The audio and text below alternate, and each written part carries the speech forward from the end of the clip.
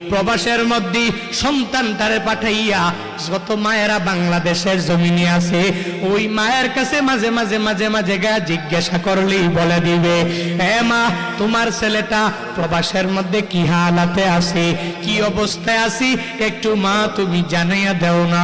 দেখবা কেমনে করে জানি সন্তানের সব ব্যাপারগুলো মা বলে দিতে পারে। মা জানে কেমনে? আল্লাহ মায়ের অন্তরের মধ্যে একটা রাডার ফিট করে দিলেন। ওই সন্তান কখন কোথায় কিভাবে যাবে, কি চায়, সব মা এমনিতেই জেনে যায়। কারণ ওই মায়েরা সন্তানের জন্য বড় পাগল।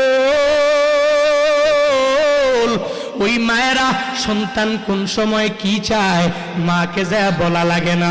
বান্দা, তুমিও যদি আজকে একটু চেক করার জন্য বাড়িতে যাও, আর যায় যদি ওই মায়ের কাছে যাইয়া যদি মাকে যদিও না বলো, বারবার যদি মায়ের আশেপাশে বান্দা তুমি ঘুরতে থাকো, দেখবারে বান্দা ওই মাকে যা বলা লাগে না।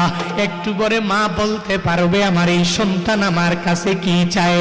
কিন্তু তুই যদি বউয়ের কাছে যাইয়া হাজারবার যদি বউরে বলো আর তোমার মনের আশার কথা জানাইয়া দাও, একবার বলছো, দুইবার বলছো, 5 বার বললা, 10 বার বললা, 15 বার 20 বার বলার পরেও মানলে মানবে, তার মন চাহি মানলে মানতে পারে, আবার না মানলে নাও মানতে পারে।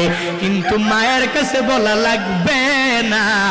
যদি মায়ের দরবারে যাইয়া ওই মায়ের সামনে যদি চোখের বাণী ফালায়া যদি মারে মা বলে ডাক দাও, মা বলতে পারবে আমার এই সন্তান আমার কাছে কি চায়। মারা বলতে পারে, মাদেরকে বান্দা বলা লাগে না।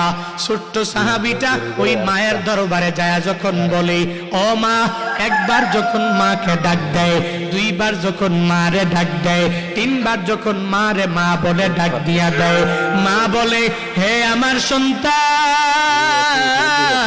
আমি মা কি তুই 3 বার বলে মা বলে ডাক দিলি, আমাকে বলা লাগবে না কি জন্য তুই আমার দরবারে এসেছু।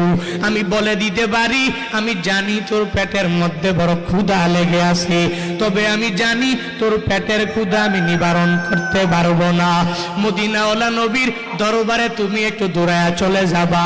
ওই নবীর দরবারে যাইয়া নবীর চেহারা মুবারকের দিকে যদি এক নজর দিয়া যদি তাকাইয়া থাকতে পারো, তোমার ঈমানটাও বৃদ্ধি পেয়ে